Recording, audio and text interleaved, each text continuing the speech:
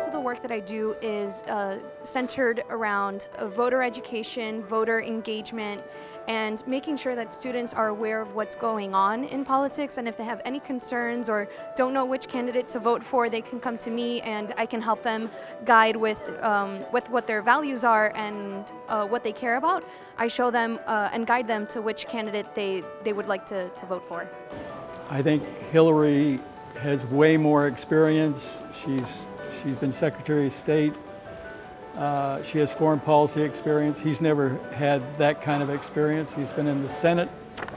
They don't have administrative experience, so I was a little harsh on Bernie, but I think for good reason. And speaking of Donald Trump, by his own admission, he quotes Mussolini. I think he would be America's first dictator. He's never had to deal with accommodating groups like you have to do in politics. He's never held office. He's always been the boss. He's always been basically a dictator. So I think this was a valid image. And if you want him in a better light, he does love himself by his own admission. So. Do you research, how much do you research in order to create these caricatures? That is like so much easier now because of the internet. So if you want, 25 years ago, if you wanted to see what a 1954 school bus looked like, it could take you half your day. You've got to go to the library and find the book if there is one, and it was just like, I'd give up and draw something else or just make it up. But if you were actually trying, and now it's just like 1954 school bus, black, and there it is. And the research, has gotten so easy now. There's really no excuse for not doing it. The whole thing about caricature for me is it's not so much how the person looks, it's who the person is. So think about that. I think some of the most successful caricatures don't really look like that person, but you kind of go, oh yeah, that's him. The idea is to make the person look more like them than they do, if that makes sense.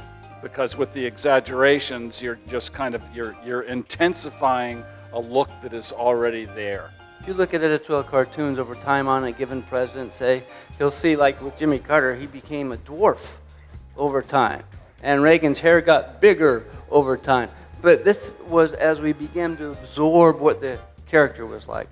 Do they give you life drawing classes? Have you taken any of those?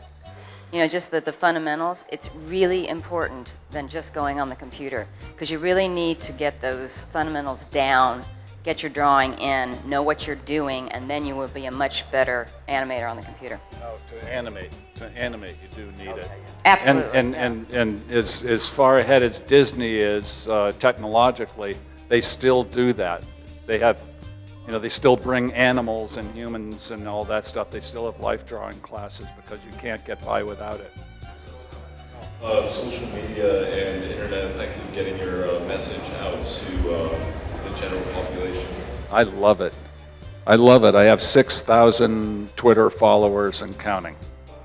And it's great because you put it on Twitter, and sometimes you put something in the newspaper and it's your phone doesn't ring, nobody says a word, and it can be a great cartoon. It's really great. The internet is awesome for getting an audience, but it's harder to get paid, So that's kind of, I think, the challenge of trying to, carve out a career these days is, there's so many more opportunities to create stuff and share it, but it's harder to get paid, and it's harder to keep control of it and to stop other people from, take your stuff and retweet it, and all of a sudden it has a huge audience, and you're like, wait a minute, where's my check?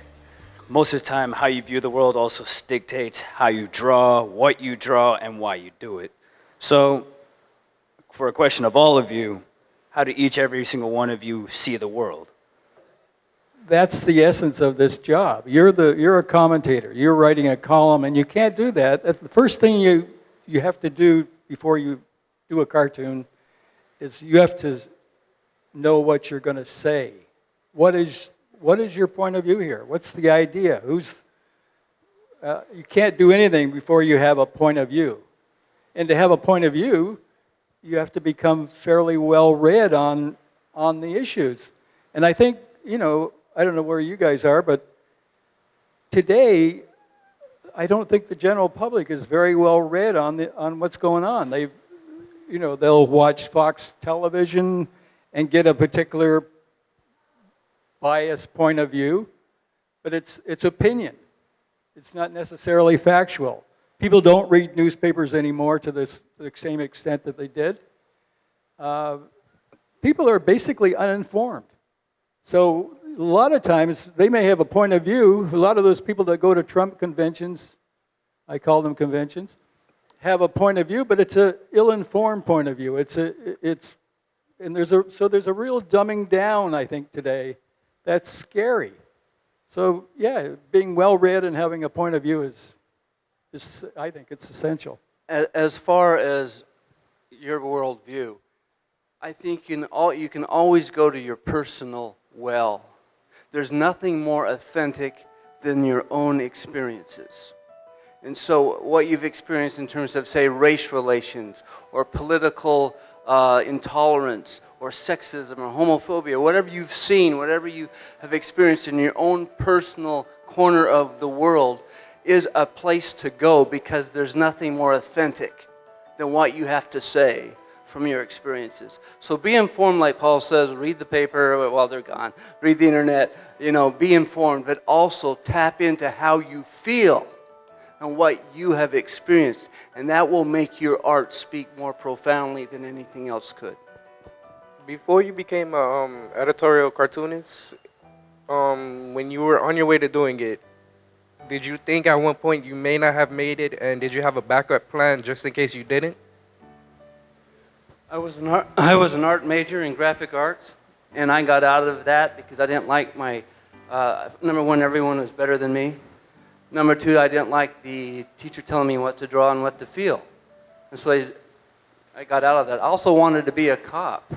And I became a cop while I was an editorial cartoonist. And they called me Cop-toonist. I would draw a suspect drawings, like so-and-so robbed the subway or whatever. And they say, it looks like Mr. Potato Head. We've got a computer program for that. You go back to writing your reports. So it's always good to have a backup plan, but try to keep it in line with your passions. Keep it in line with your passions. Whatever you do, feel for it.